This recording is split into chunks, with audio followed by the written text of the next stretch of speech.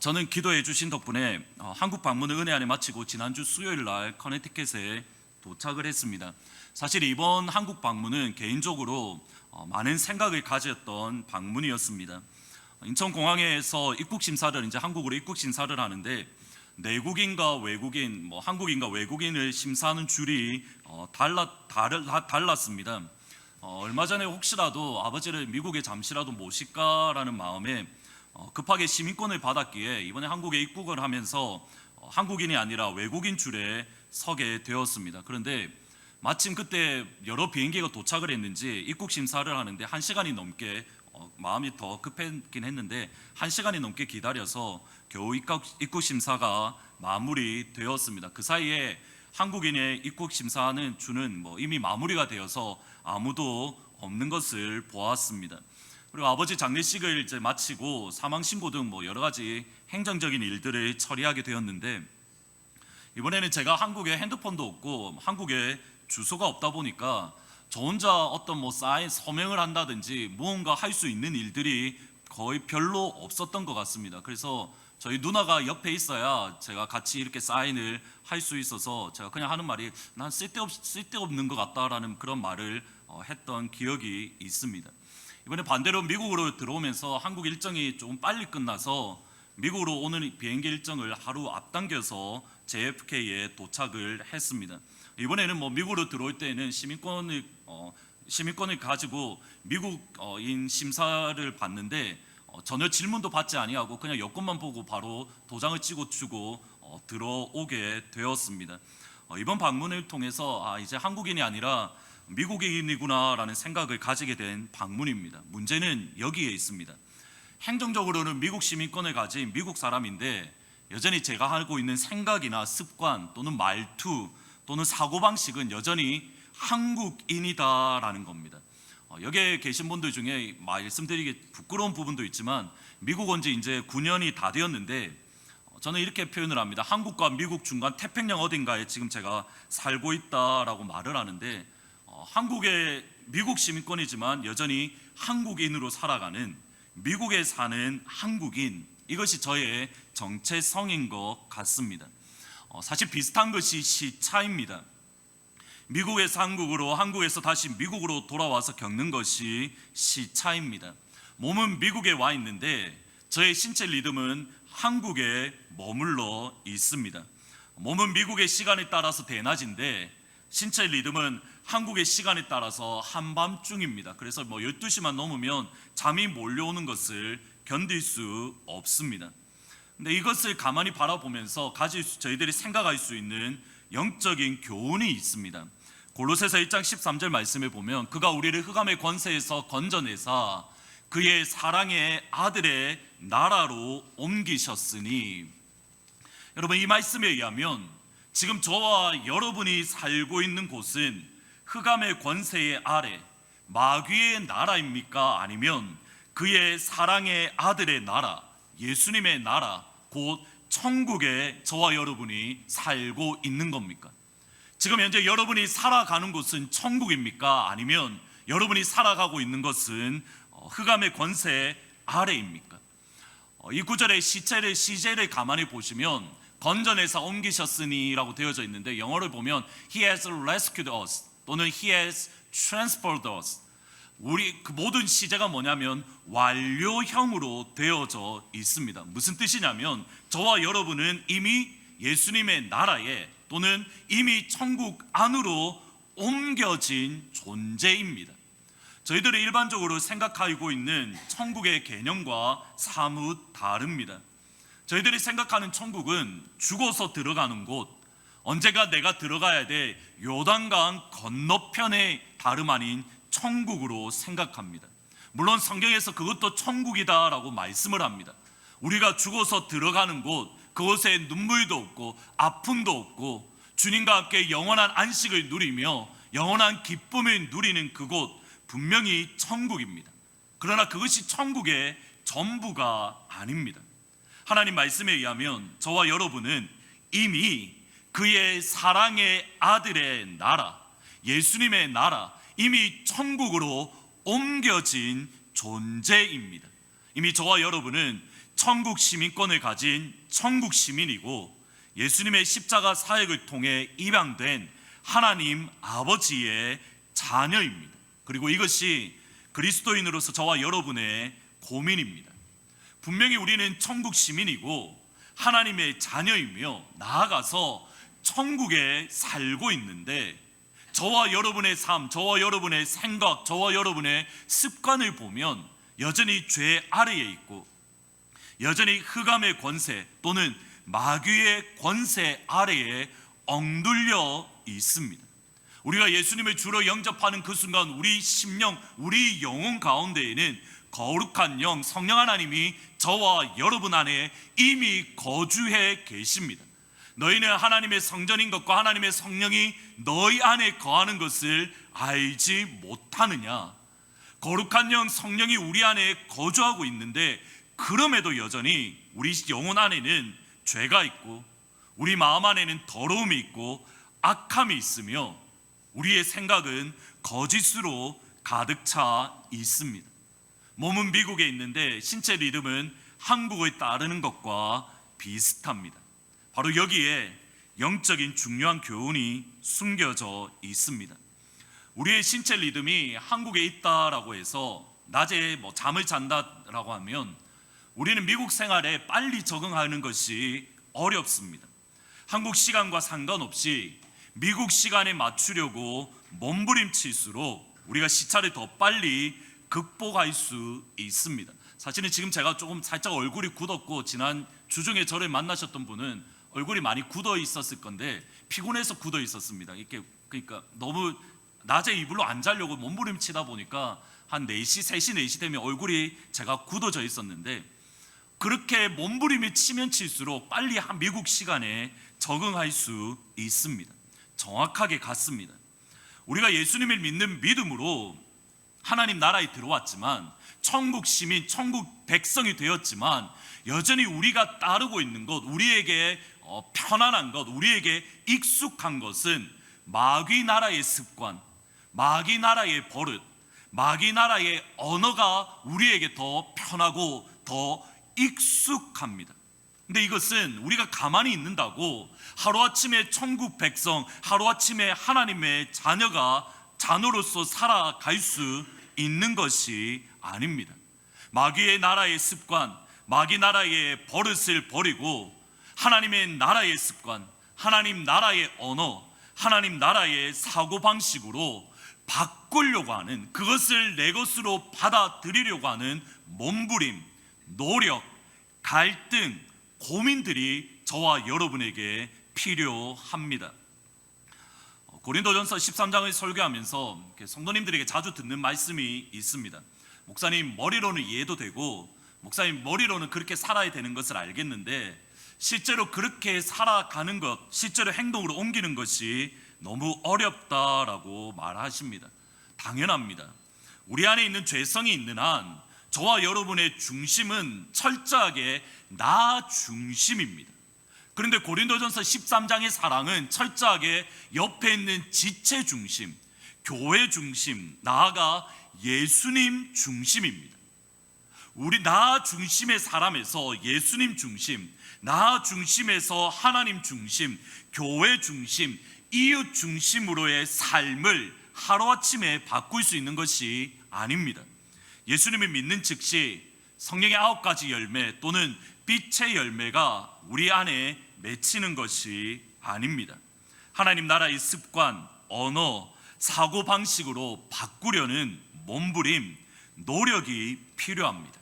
그 몸부림, 노력, 갈등, 고민이 있을 때에 비로소 일상의 현장, 우리의 삶의 자리에서 구체적으로 실천할 수 있는 것이 고린도전서 13장의 사랑입니다.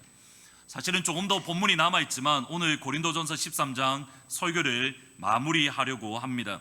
우리에게 이 사랑이 충만해지게 해주십시오라는 기도와 함께 아마 이미 다 외워주신 줄 믿습니다. 아멘. 왜 말씀이 없으십니까? 고린도전 13장을 외우시라고 말씀드린 게 벌써 2달 전입니다. 벌써 7번째니까 2달이 훨씬 넘었습니다. 이미 외우신 줄 믿습니다.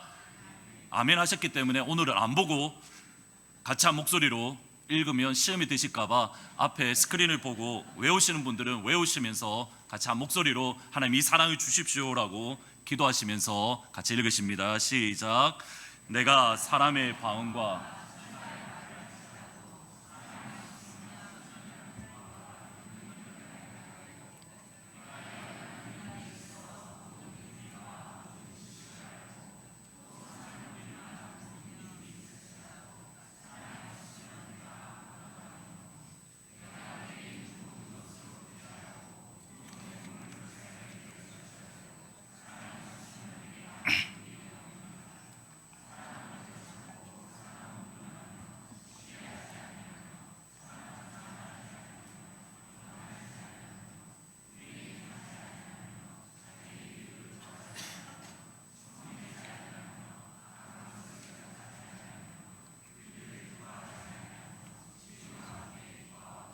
모든 것을 참으며 모든 것을 믿으며 모든 것을 바라며 모든 것을 견디느니라. 사랑은 언제까지나 떨어지지 아니하되 예언도 패하고 방언도 그치고 지식도 패하리라. 우리는 부분적으로 알고 온전한 것이 올 때에는 부분적으로 하던 것이 패하리라. 내가 어렸을 때에는 말하는 것이 어린아이와 같고 깨닫는 것이 어린아이와 같고 생각하는 것이 어린아이와 같다가 장성한 사람이 되어서는 어린아이의 일을 버렸노라. 우리가 지금은 거울로 보는 것 같이 희미하나 그때에는 얼굴과 얼굴을 대하여 볼 것이요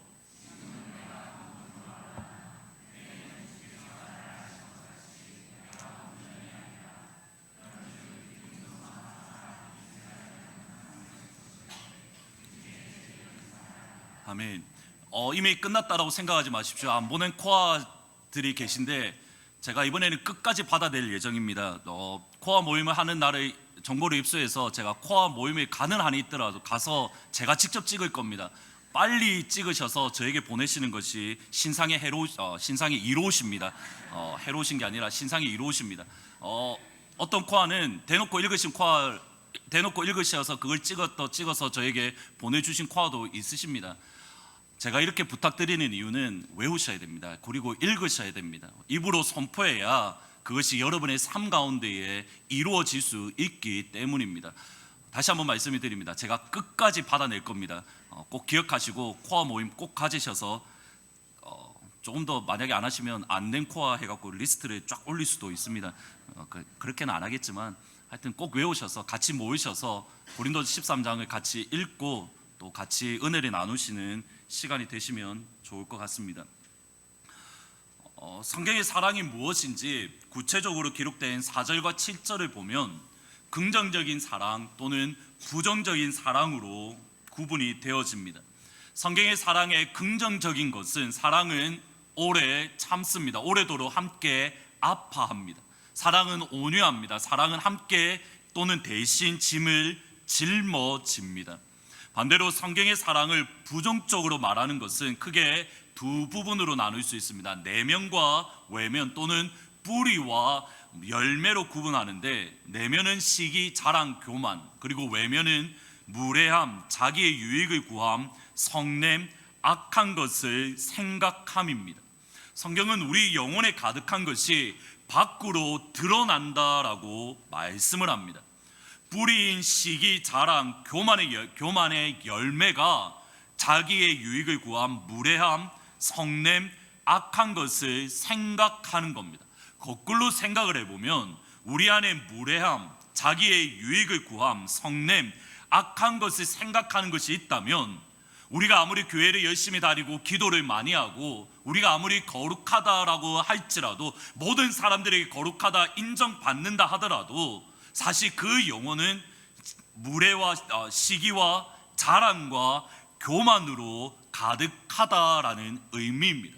여러분의 삶을 보면 여러분의 영혼이 무엇으로 가득 차 있는가? 여러분의 생활의 습관을 보면 여러분의 영혼을 자리 잡고 있는 것이 무엇인가? 성경은 알 수 있다라고 말씀을 합니다. 구체적인 동사를 사용해서 사랑을 설명한 후에 마지막 결론이 7절입니다. 모든 것을 참으며 모든 것을 믿으며 모든 것을 바라며 모든 것을 견디느니라.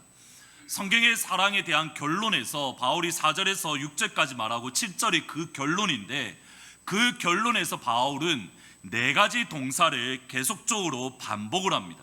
이렇게 읽으시면 되는 겁니다. 모든 것을 참으며, 모든 것을 믿으며, 모든 것을 바라며, 모든 것을 견디느니라. 바울이 사랑의 결론을 내리면서 강조하는 것이 모든 것, 모든 것, 모든 것, 모든 것이라는 겁니다.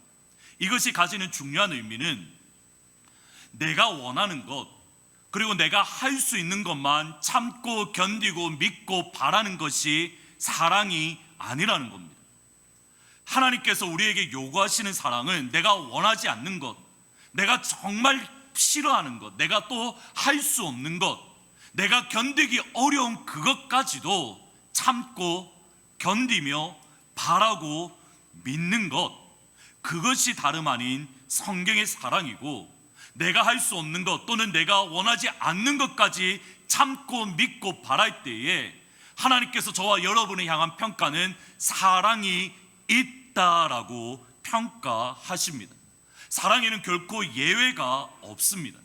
저희들이 곧잘 하는 말이 이겁니다. 내가 다른 것은 다 참을 수 있는데 이것만은 내가 참을 수 없다.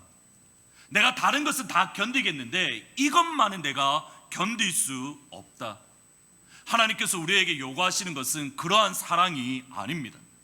내가 이것만은 할 수 없다, 다 할 수 있는데 이것만은 할 수 없다, 이것만을 믿을 때에, 내가 다른 것은 다 하겠지만 이것만은 할 수 없다라는 그것까지 견딜 때에 하나님께서 저와 여러분이 향한 평가는 사랑이다라고 말씀을 합니다.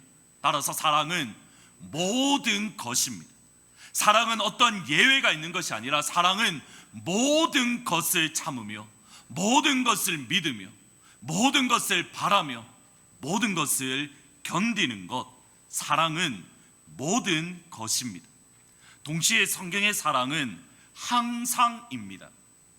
이게 모든 것으로 번역된 헬라어 단어를 사실은 많은 신약 학자들은 always라는 말, 항상이라는 말로 번역을 합니다. 그래서 NIV 성경에 보면 it always protects, 그거 사랑은 항상 보호해 준다, 또는 사랑은 항상 trust, 믿는다, 사랑은 항상 hope, 믿는다, 바란다, 또는 always perseveres, 사랑은 항상 견딘다라고 말을 합니다. 그러면 사랑은 항상 참으며, 사랑은 항상 믿으며, 사랑은 항상 바라며, 사랑은 항상 견디는 겁니다. 내가 기분이 좋을 때, 내가 기분이 행복할 때에 내가 참고 견디고 믿는 것, 반대로 내가 기분이 안 좋고 내가 마음이 안 좋을 때에는 내 마음이 하고 싶은 대로, 내가 기분 나쁜 대로 내가 울컥거리고 행하는 것, 내가 기분 내키는 대로 행동하는 것, 그것은 사랑이 아니라는 겁니다.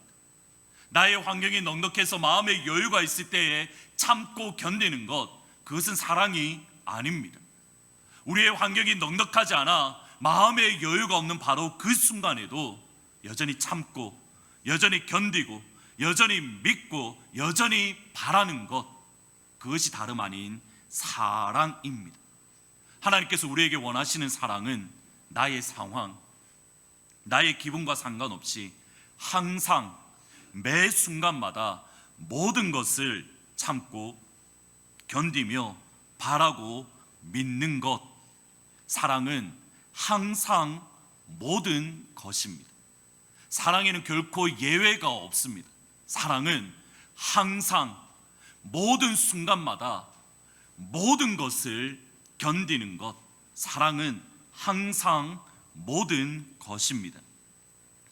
성경적 사랑의 결론은 모든 것을 참으며로 시작을 해서 모든 것을 견딘다로 마무리되어집니다.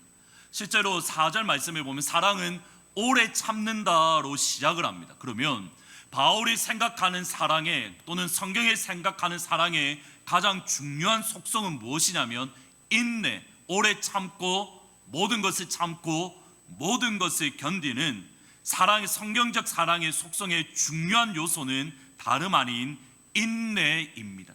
오늘은 모든 것을 참는다라는 이 참는다라는 단어를 중심으로 고린도전서 13장의 설교를 마무리하려고 합니다. 참다라는 단어는 헬라어로 보면 스테고라는 헬라어 단어입니다. 근데 이 단어는 두 가지 의미를 지닙니다. 첫 번째로 스테고라는 말은 덮어주다 또는 묵인하다라는 말인데, 이 단어가 동사로 사용될 때에는 지붕, 루프를 뜻하는 지붕을 뜻하는 의미입니다. 이 단어를 비덱이라는 헬라어 중요한 사전인데, 이 헬라어 사전에서는 이렇게 정의를 합니다. To keep confidential, cover Passover in silence. 비밀을 지키기 위해서 무언가를 덮어주는 것, 또는 조용한 가운데 그것을 묵과하는 것, 넘어가는 것, 이것을 다름 아닌 스테고라는 말의 뜻입니다. 그래서 이것이 고린도전서 13장 7절에서는 어느 누군가에게 있는 불쾌한 것들, 어느 누군가에게 있는 내가 기분 좋지 않은 것들을 침묵의 옷으로 덮어주고 침묵의 옷으로 그것을 가려주는 것으로 설명을 합니다. 그러면 모든 것을 참는다라는 이 말은 문제를 덮어주며 누설하지 않고 비밀로 간직하는 것, 모든 것을 참는다라는 첫 번째 의미는 어떤 어려움, 어떤 연약함을 덮어주고 그것을 누설하지 않고 비밀로 간직해 주는 것, 그것이 모든 것을 참고의 의미이고, 이것이 바로 베드로전서 4장 8절의 의미입니다. 무엇보다도 뜨겁게 서로 사랑할지니 사랑은 허다한 죄를 덮느니라. 사랑이라는 것과 허다한 죄를 덮는 것, 이것을 직접적으로 연결하고 있는 겁니다. 사랑은 모든 허물들, 모든 허다한 죄를 덮어주고 가려주는 것, 그것이 사랑의 중요한 속성입니다. 그러나 여기서 저희들이 조심해야 될 것이 있습니다. 무턱대고 누군가의 죄 또는 문제를 누설하지 않고 덮어주며 비밀로 가지고 죄를 묵인하고 모른 척해야 된다, 그것을 뜻하지 않습니다. 오히려 하나님의 말씀은 성경에서 벗어나는 것들, 하나님께서 기뻐하지 않으시는 죄, 허물, 실수에 대해서는 분명하고 단호하게 대면해야 되고 책망해야 된다라고 말합니다. 바울이 고린도전서를 기록한 목적인 사실은 고린도 교회 내에 있던 죄에 대한 바울의 단호한 책망입니다. 예를 들어서 분파가 그렇습니다. 고린도 교회는 바울파, 아볼로파, 게바파, 또는 나는 이파 저파 다 싫어, 나는 그리스도파 할래, 총 4파로 구분되어져 있습니다. 오해하시면 안 됩니다. 고린도 교회가 이렇게 4파로 구분된 것은 세상적인 욕심 때문에 나누어진 것이 아닙니다. 그들 나름대로 영적인 열심, 어떤 면에서는 하나님 향한 선한 열심으로 나누어진 겁니다. 문제는 뭐냐면 영적인 열심 또는 하나님을 향한 열심으로 나누어졌지만 그들의 모습은 예수님의 피로 값주고 사신 교회, 하나님께서 피로 값주고 사신 하나님이 기뻐하시는 주의 교회를 분리시키고 주의 교회를 나누는 죄 중에 죄가 그들의 모습이라는 겁니다.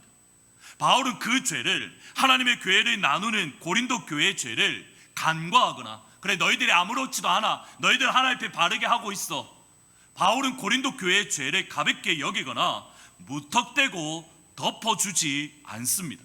오히려 고린도 교회가 아파할 정도로, 고린도 교회가 부끄러워할 정도로 그들의 죄를 분명하게 오히려 드러내어 버립니다. 성찬식에 있었던 무례함들, 성적인 타락들, 심지어 어머니를 취하는, 어머니와 동침하는 일이 있었던, 물론 스텝마더이지만 어머니와 동침하는 성적인 타락을 당연시 여겼던 고린도 교회를 향하여 너희들이 이런 죄를 짓고 있지 않느냐, 너희들이 하나님 보시기에 부끄러워해야 되지 않느냐, 너희가 하나님 앞에서 너희들이 자복하며 회개해야 되지 않느냐, 그들의 강한 말로 책망하고 있습니다. 그러면 모든 것을 참는다 또는 모든 것을 덮어준다라는 것은 어떤 의미입니까? 모든 것을 덮어주는 사랑, 모든 것을 참는 사랑은 어떤 사랑입니까? 이것을 위해서 다시 한번 고린도전서 4장 14절과 15절을 보셔야 됩니다. 이 구절은 여러 분파로 나누어진 고린도 교회를 향한 마지막 결론에 해당되는 말씀입니다. 같이 한번 읽어 보십니다. 내가 너희를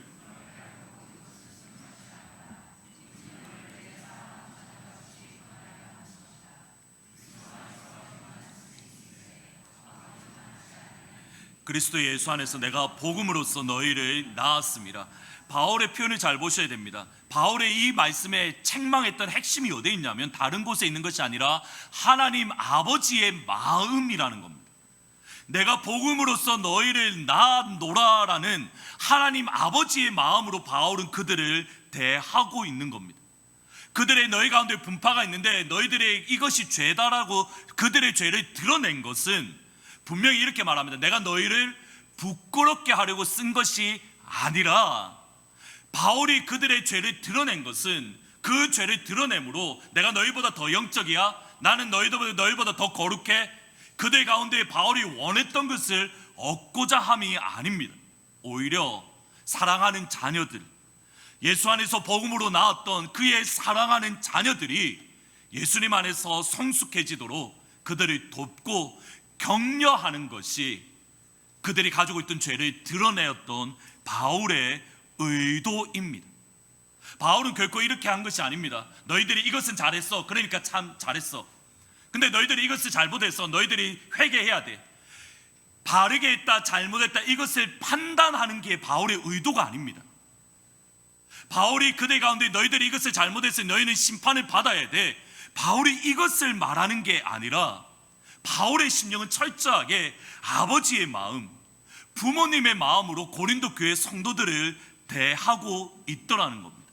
그러면 저와 여러분에게 아버지의 이 마음, 부모님의 마음이 없다라고 한다면 누군가의 죄를 보았을 때에, 누군가의 허물을 보았을 때에 그 죄에 대해서 책망하고 지적하며 수근수근 거리는 것을 삼가해야 됩니다. 다시 한번 들으셔야 됩니다. 우리에게 부모님의 마음이 없다라고 한다면, 우리에게 아버지의 마음이 없다라고 한다면, 그럼에도 누군가의 죄, 누군가의 허물, 누군가의 연약함이 보였을 때에 당신이 이런 것을 했다라고 책망하는 것이 아니라 그것에 대해서 입을 다물고 조용히 있어야 되는 겁니다.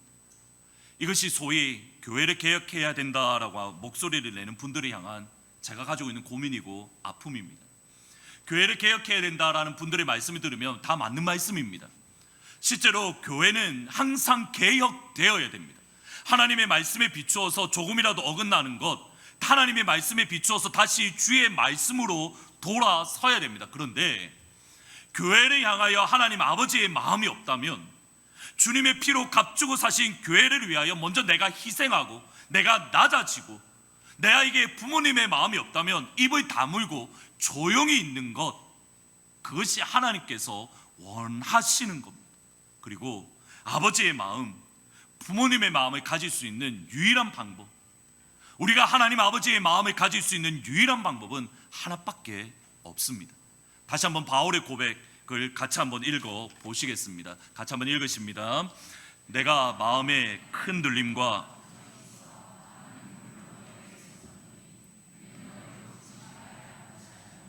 오직 내가 너희를 향하여 넘치는 사랑이 있음을 너희로 알게 하려 합니다. 바울이 하는 말이 이겁니다. 내가 큰 눌림과 걱정이 있어. 바울이 이미 그 앞에 서신을 향하여 썼을 때에 너무 강한 어조로 써서 바울이 그 앞부분에 보면 내가 혹이라도 너에게 너무 헐시하게 말한 것 때문에 너희가 상처받았을까 봐 내가 겁이 난다.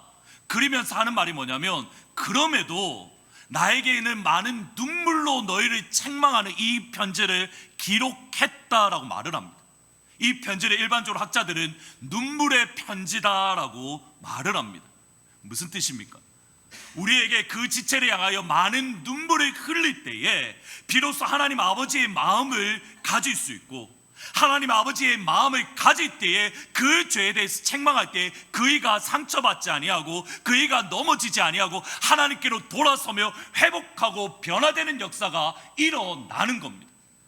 우리에게 많은 눈물이 있지 아니하고 하나님 아버지의 마음이 없는 상태에서 이것이 잘했되었다, 이것이 잘못되었다, 당신이 이런 죄를 지었다, 당신이 이런 실수를 했다, 안 돌아옵니다. 제가 여러분이 향하여 아버지의 마음으로 여러분이 죄를 책망하지 않는다고 한다면 제가 100번 이 자리에 서서 설교한들 여러분의 삶에 아무런 변화가 없고, 오히려 여러분이 말씀을 들으면 들을수록 오히려 더 멀리 떠나가는 것이 정상적인 모습입니다. 똑같습니다. 여러분이 누군가를 책망할 때에 먼저 많은 눈물을 흘려야 됩니다. 많은 눈물을 흘리는 가운데에 하나님 아버지의 마음이 여러분의 영혼 가운데 가득 찼을 때에 하나님께서 그 마음을 주십니다. 지금 가서 이야기해. 지금은 그의 마음이 준비되었으니 이야기해. 그때까지는 옆에 있는 지체뿐만 아니라 하나님의 교회를 향하여서도 저희들은 입을 다물고 눈물을 흘리는 자리에 서는 것, 그것이 하나님께서 기뻐하시는 겁니다. 기억하셔야 됩니다. 많은 눈물을 통한 아버지의 마음, 이것이 모든 것을 참는 사랑의 핵심입니다. 아버지의 마음으로 볼 때 사실은 많은 경우에 있어서 죄와 허물을 은밀하게 비밀스럽게 다루어야 되는 것을 알 수 있습니다. 예를 들어서 생각을 해보셔야 됩니다. 하나님께서는 여러분이 죄를 짓자마자 하나님께서 곧장 다 아십니다. 제가 이 강단에서 올라오기까지 제가 머릿속으로 지었던, 생각으로 지었던 죄 하나님은 알고 계십니다. 그런데 하나님께서 제가 죄를 짓자마자 하나님께서 즉각적으로 저를 심판하신다면 여러분은 오늘 예배를 안 드리고 바로 가실 수 있는 놀라운 은혜가 있으셨을 겁니다. 그런데 제가 죄를 짓자마자 하나님께서 곧장 드러내시지 아니하시고 하나님께서 심판하지 않으십니다. 하나님은 오히려 잠잠하게 기다리고 계십니다. 저와 여러분이 돌이켜서 그 죄를 회개하기를 참고 기다리십니다. 하나님은 아시지만 그 죄를 드러내는 것이 아니라 하나님 아버지는 그 죄를 깨닫고 돌아오기를 잠잠하게 기다리고 계신 겁니다. 사랑은 오래 참는다, 사랑은 허물을 덮어준다, 바로 이 뜻입니다. 마땅히 드러나야 될 것을 감추는 것, 내가 실수했던 것을 덮는 것이 목적이 아니라 돌이킬 기회, 하나님 앞에 돌아서서 회개하며 하나님 앞에 치료받고 변화받을 수 있는 기회를 주는 것, 다름 아닌 오래 참는 사랑, 모든 것을 참는 사랑은 그 지체를 보호해 주는 사랑입니다. 그러게 NIV 성경에서는 이렇게 번역합니다. It always protects. 사랑은 항상 보호합니다. 루이스 스미스는 사랑은 언제 입을 다물어야 할지 아는 능력이라고 말을 합니다. 사랑은 언제 입을 다물어야 할지 아는 능력. 사랑은 항상 보호합니다. 사랑은 하나님 아버지의 마음입니다. 두 번째로 모든 것을 참는다라는 말의 의미는 어려움 또는 고난을 견딘다 또는 무거운 짐을 들어준다라는 의미입니다. 고린도전서 9장 12절에 보면 이 단어가 사용이 되어집니다. 같이 한번 읽어 보시겠습니다. 시작. 다른 이들도 그러나 우리가 이 권리를 쓰지 아니하고 범사에 참는 것은 고린도전서 9장 12절은 바울이 사도로서 가지고 있던 권리, 고린도 교회로부터 재정적인 지원을 받을 수 있는 당연한 권리를 바울이 포기했다라는 그러한 말씀입니다. 사실은 바울이 고린도 교회로부터 재정적인 지원을 받지 않기 때문에 그는 낮에 일을 하고 밤에 복음 증거하는 사실은 어려움을 겪었습니다. 재정적인 어려움을 겪었습니다. 동시에 재정적인 어려움보다 바울이 더 힘들게 만들었던 것은 재정적인 지원, 고린도 교회에서 사례를 받지 않았기 때문에 바울이 겪어야 될 인신 공격이 있었습니다. 바울 당시에는 오늘날과 다르게 교회로부터 재정적인 지원 사례를 받는 것을 어떻게 여겼냐면, 저 목사님은 교회 지원을 받으니까 진짜 목사야. 저 목사님은 교회에서부터 재정적인 사례를 받으니까 저 목사님이 전하는 복음은 능력이 있어, 바른 것이야. 이렇게 인정하던 시대입니다. 반대로 교회로부터 사례금을 받지 못하고 재정적인 지원을 받지 못하면 무언가 부족한, 신학교를 졸업하지 않았다든지 또는 제가 전하는 무언가가 복음에 문제가 있다든지 그런 부족함이 있는 것으로 여기던 시대입니다.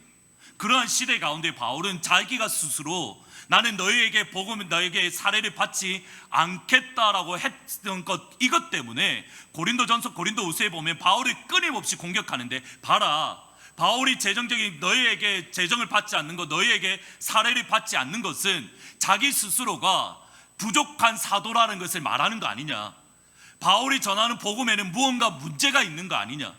바울은 사도 중에 가장 작고 바울은 오히려 도움을 받아야 될 사람이다. 끊임없이 공격을 받았던 빌미가 뭐냐면 고린도 교회로부터 사례를 받지 않았던 겁니다. 바울은 그 인신 공격까지 참았습니다. 이유는 뭐냐면 그리스도의 복음에 아무런 장애를 만들지 않기 위함입니다. 주의 복음의 증가함에 있어서 바울은 두 가지를 견뎌야 되었습니다. 첫 번째로는 재정적인 어려움을 견뎠습니다. 두 번째로는 바울을 향하여 다가오는 모든 인신 공격들, 바울을 향하여 다가오는 모든 모함들, 바울을 향하여 하는 모든 비난과 책망과 저주의 말들을 바울은 그리스도의 복음을 위해서 모든 모함들을 넉넉히 참고 모든 모함들을 견디어 내었습니다. 모든 것을 참는다라는 것은 다른 사람과의 관계에서 오는 아픔, 눈물들, 나아가 모함과 그 관계를 지키기 위해서, 그 지체를 위해서 내가 받아야 될 모함, 인신 공격까지 참고 견디는 것이 성경이 말하는 사랑의 의미입니다. 분당 만나교회의 김명삼 목사님이 쓰신 사랑이 먼저다라는 책에 나오는 이야기입니다. 분당 만나교회의 김명삼 목사님이 담임 목사님이 되신 지 얼마 되지 않았을 때에 20대 여자 청년에게 상담을 하고 싶습니다라는 요청을 받았습니다. 교회 사무실에서 만났으면 좋겠다라고 하니까 교회 사무실은 좀 그렇고 밖에서 만났으면 좋겠습니다라고 말을 하는 겁니다. 그래서 근데 개인적으로 1대1로 여자 청년을 만나는 것이 부담스러우셔서 사람들이 많이 지나다니는 스포츠 센터 내에 한 식당에서 만났습니다. 그래서 식당에서 자매를 만나서 상담을 하는데 정말 어려운 상담 이야기였습니다. 이 자매가 아는 형제에게 성추행을 당했던 겁니다. 그 성추행을 당했던 것을 이야기를 하면서 목사님 너무 힘이 듭니다. 이렇게 끊임없이 눈물을 계속적으로 흘리고 목사님 역시 그 얘기를 들으니 마음이 너무 힘들어서 같이 아파하셨습니다. 근데 계속적으로 이렇게 상담을 계속하는 가운데 있는데 갑자기 주변 분위기가 갑자기 이상해지는 것을 느끼셨다라고 합니다. 제가 이불로 책을 안 보여드리고 사진을 제가 갖고 왔는데 보시다시피 목사님이 머리가 벗겨진 중년의 남자입니다. 근데 한번 머릿속에 그려보십시오. 머리가 벗겨진 중년의 남자 앞에서 20대 여자 청년이 펑펑 울고 있다, 심각하게 울고 있다라고 생각을 해보십시오.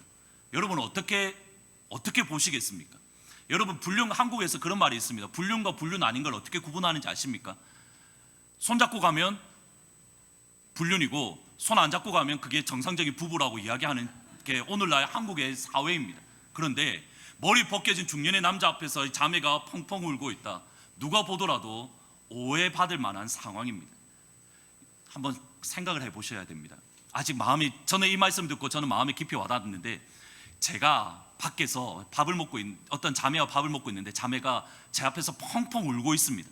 여러분, 제가 자매와 단둘이서 만났는데 자매가 펑펑 울고 있는 것을 여러분이 보시면 여러분이 목사님이 자매와 상담을 하고 있구나, 이렇게 여러분이 이야기를 하시겠습니까? 아니면 글쎄 목사님이 어디 몰에서 자매하고 밥을 먹고 있네, 이러면서 이상한 말이 퍼져나가겠습니까? 잘 보셔야 됩니다. 목사님이 분명히 오늘 최근에 한국 교회가 이성 문제, 특별히 목회자가 이성 문제로 많은 어려움을 겪고 넘어지는 것 잘 알고 계실 겁니다. 그러면 그러한 또 다른 공격을 받지 않기 위해서 이 목사님은 이 자매와의 상담을 그만하셔야 되는 겁니까? 아니면 계속 상담을 하셔야 되는 겁니까? 누가복음 7장 38절에 보면 저희들이 그냥 쉽게 넘어가는 구절이 하나가 있습니다. 예수의 뒤로 그의 발 곁에 서서 울며 눈물로 그 발을 적시고 자기 머리털로 닦고 그 발에 입 맞추고 향유를 부으니 저희들은 이 구절이 쉽게 넘어가지만 이 상황을 한번 머릿속에 그려보셔야 됩니다. 저희들에게 예수님은 하나님의 아들, 하나님이신 분입니다. 그래서 예수님이 무엇을 하든지 거기에는 의미가 있고 귀하고 존귀하다 이렇게 생각을 합니다. 근데 2000년 전 예수님 시대로 돌아가 보셔야 됩니다. 예수님은 몇 살이실까요? 아시는데 대답 안 하시죠? 예수님은 몇 살인가요? 30살입니다. 결혼을 하셨을까요? 안 하셨을까요? 총각입니다. 30대의 총각 앞에 젊은 여자, 특별히 죄를 지었던 음행하는 여자가 그 앞에 와서 눈물을 흘리고 머리털로 그 발을 닦고 입을 맞춘다. 여러분 어떻게 생각하시겠습니까? 일반 청년 남자라도 그것이 수근수근 거릴 만한 일입니다. 하물며 회개하라 천국이 가까웠느니라 하나님의 나라를 선포하는 예수님의 입장에서 이 일로 인해서 그가 겪게 될 아픔들, 이 일로 인해서 그가 겪게 될 모함들 주님께 생각하지 않으셨을까요? 실제로 주님은 수없이 많은 고난들, 오해들, 인신공격을 겪으셨습니다. 사람들과 함께 여러 가지 밥을 먹으니 바리새인들이 하는 말이 이겁니다. 저 봐라, 예수님은 먹는 귀신에 들리지 않았느냐? 저 술에 마시는 귀신에 들려서 저렇게 먹고 마시지 않느냐? 예수님 봐라, 죄인들과 세리의 친구지 않느냐? 매국노의 친구지 않느냐? 어떻게 그분이 하나님의 아들, 우리를 구원할 메시아냐? 수없이 많은 인신공격을 실제로 겪으셨습니다. 질문을 드리겠습니다. 그러한 인신공격들이 있으면, 그러한 모함들을 겪을 때에 예수님은 더 이상 이 여인을 멀리 하셔야 됩니까? 야, 내가 모함 받으니까 너 저 좀 멀리 떨어져 가. 더 이상 세리의 집에 들어가시면 안 되는 겁니까? 더 이상 죄인의 집에 들어가시면 안 되는 겁니까? 예수님은 그 모함들, 그 인신공격들을 모두 견디셨습니다. 이유는 사랑하시기 때문입니다. 그 여인을 치료하시고 회복하시기 위함입니다. 사랑은 그 지체의 회복을 위해서 오해까지도 인신공격까지도 견디어 내는 겁니다. 조나단 에드워즈는 이렇게 말을 합니다. 사랑은 절대 패하지 않는다. 사랑은 계속된다. 어떤 시련이 다가와도 사랑은 그대로 남아 견디며 멈추지 않는다. 모든 시련에도 사랑은 변함없이 참으며 쉬지 않고 견뎌낸다. 그리스도를 위해서 모든 고통을 기꺼이 견디는 것이 사랑이다. 다시 처음으로 돌아가셔야 됩니다. 사실은 말은 쉽지만 너무 어려운 내용들입니다. 747 법칙, 많이 사랑받는 자는 많이 사랑하고 적게 사랑받는 자는 적게 사랑한다.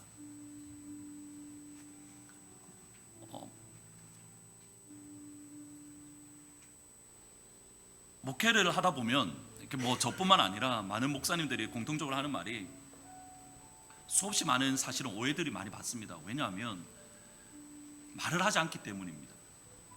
말을 할 수 없는 것들이 너무 많기 때문입니다. 드러내어서 다 이야기하면 편하죠. 저는 오해 안 받으니까. 또 목사님들은 오해 안 받으니까.